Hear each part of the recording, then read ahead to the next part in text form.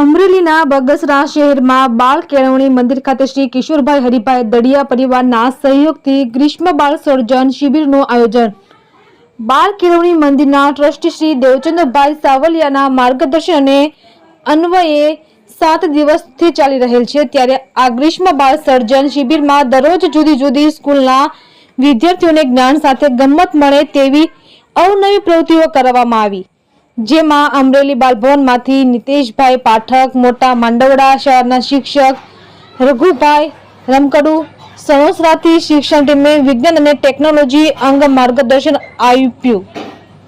ગ્રીષ્મ બાળ સર્જન શિબિરમાં બાળકોને શારીરિક, માનસિક અને ભાષાકીય વિકાસને ધ્યાનમાં રાખી વિવિધ બાળ પ્રવૃત્તિમાં બાળ વાર્તા, બાળ ગીત, બાળ પ્રયોગો, રમકડા તેમજ અવનવી પ્રવૃત્તિઓ કરી।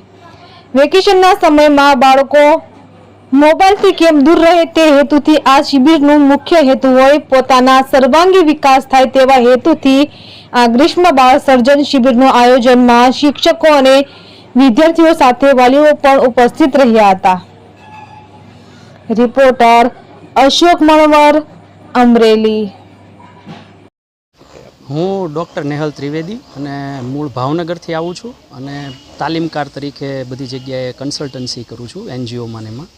ખાસ તો આ દેવચંદભાઈને ત્યાં ત્રિવિધ કાર્યક્રમના આયોજન સ્વરૂપના ભાગરૂપે મને એમણે આમંત્રિત કરેલો અને આજે ગ્રીષ્મ બાળ શિબિરની અંદર બાળકો સાથે કોઈ પણ સાધન વગર એ લોકોના ક્રિએટિવિટી અને ટીમ બિલ્ડિંગ અને જુદી જુદી જે એમની કૌશલ્યો છે, જીવન કૌશલ્યો, એ કઈ રીતે વિકાસ પામે, રમતા રમતા કઈ રીતે એ લોકો જીવન કૌશલ્યોને શીખે, એના ઉપર ખાસ આજના દિવસમાં ભાર મૂકવામાં આવ્યો। અને આ ઉપરાંત 6 દિવસ દરમિયાન બાળકોને વિજ્ઞાનને એ બધા પ્રયોગોને એ તો બધી વસ્તુઓ શીખવી જ છે શિક્ષણને લગતી, પણ એક મુદ્દો જે મહત્ત્વનો છે જીવન કૌશલ્ય, તો એના ઉપર પણ આજે ખાસું કામ થયું છે। એટલે હું આ બાળ કેળવણી મંદિર અને જે કંઈ સંસ્થાએ પ્રવૃત્તિઓ કરી છે આ વેકેશનમાં બાળકોને મોબાઈલથી દૂર રાખવાને એના માટે હું ખૂબ અભિનંદન આપું છું। Thank you.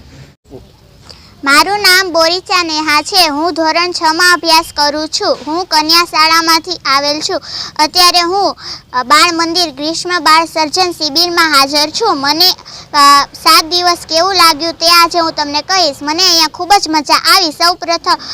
સૌપ્રથમ અમને ઘણો પરિચય આપ્યો આ બધા અહીંયાનો અને અમને ખૂબ મજા આવી। પછી ભાવનગર સણોસરાથી જે સર આવ્યા હતા તેમણે અમને ક્રાફ્ટ કામ અને ઘણી બધી ગેમો રમાડી, જેથી અમને ખૂબ જ મજા આવી। હું તેમનો આભાર માનું છું અને ચાહીશ કે આવતી વખતે પણ તે બધા લોકો આવીને અમને આ બધું શીખડાવે। પછી વિજ્ઞાન નગરીમાંથી ભાવનગરથી 3 સર આવ્યા હતા, લક્ષ્મણ સર, જેમને અમને ગણિત અને વિજ્ઞાન વિશે ઘણું બધું કહ્યું, જે અમે આજ સુધી જાણ્યું પણ નહોતું। અમને તો અમારી નાની એવી દુનિયાની ખબર હતી, પણ હવે ઠેઠ ખબર પડી કે આગળ શું છે। અમે પણ હવે તે રીતે કરશું, અમે પણ આગળ વધવાની કોશિશ કરશું। અમને ખૂબ જ મજા આવે, અમે તે બધાનો જ આભાર માનીશું। અને આજે જે નેહાલ સર આવ્યા તેમણે પણ અમને ઘણી બધી રમતો રમાડી, ગેમો રમાડી, તેમણે અમને કોઈ સાધન સામગ્રી સિવાય બધું કરાવી દીધું। અમને ખૂબ જ મજા આવી, તેમનો પણ હું આભાર માનું છું। હું એવી ઈચ્છા રાખું છું કે આ વખતે જે આવ્યા તે ઓલા સમર કેમ્પમાં પણ આવે અને જલ્દી જ એ સમર કેમ્પ પણ નજીક આવે, અમે તે વખતે પણ અહીં આવશું। અમને ખૂબ જ મજા આવી, તે બધાનો આભાર માનીશ। અહીંના જે શિક્ષકો છે મેડમો, તેમણે અમારો ખૂબ જ સાથ આપ્યો, એક ડગલે ને પગલે અમારો સાથ આપ્યો, તેણે અમારો સાથ ન છોડ્યો। અમને ખૂબ જ મજા આવી।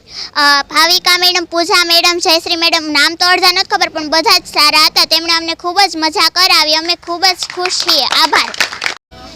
આજની ક્રિએશનીબર વિશે હું એટલું જ કહીશ કે શ્રી કિશોરભાઈ હરિભાઈ દડિયાના પરિવારના સહયોગથી બાળ કેળવણી પ્રેરિત શ્રી લાલચંદભાઈ વોરા આયોજિત આ ગ્રીષ્મ શિબિરનું આયોજન કરવામાં આવેલી છે। ગ્રીષ્મ શિબિર 7 દિવસમાં રાખવામાં આવેલી છે। 7 દિવસમાં 7 દિવસમાં જુદા જુદા તજજ્ઞો દ્વારા બાળકોને એક્ટિવિટી, બાળ સર્જન, સામાન્ય જ્ઞાન એવી અનેક વિવિધ પ્રવૃત્તિ કરાવવામાં આવેલ છે। અને આના દ્વારા બાળકો પોતાના ઉનાળાનો વેકેશનનો સમય જે તડકામાં કે મોબાઈલમાં ન પસાર કરતા આમાં જોડાય અને પોતાના ભાષાકીય વિકાસ, માનસિક વિકાસ, શારીરિક વિકાસ જેવી અનેક પ્રવૃત્તિ કરવામાં આવેલી છે। અને આ જુદા જુદા તજજ્ઞો દ્વારા બાળકોને સરસ મોજ કરી આનંદ આપવામાં આવેલો છે। સવારમાં બાળકોને ધ્યાનમાં રાખીને તડકાને અમે લીંબુ શરબત, ગોળનું પાણી, વરિયાળી શરબત આપતા હતા। બપોર પછી પણ એને ઠંડક રહે એ રીતે અમે કેન્ડી આઈસ્ક્રીમ એવું બાળકને આપતા હતા. મૂળ હેતુ આપણો એ જ છે કે બાળકો ગ્રીષ્મ શિબિરમાં શીખી અને પોતાના જીવનમાં ઉપયોગી થાય અને પોતાનો સર્વાંગી વિકાસ થાય, મા બાપને પણ પૂછતા થાય અને પોતાના રીતે નિર્ણય ન કરતા મા બાપના સંયોગથી કામ કરતા થાય.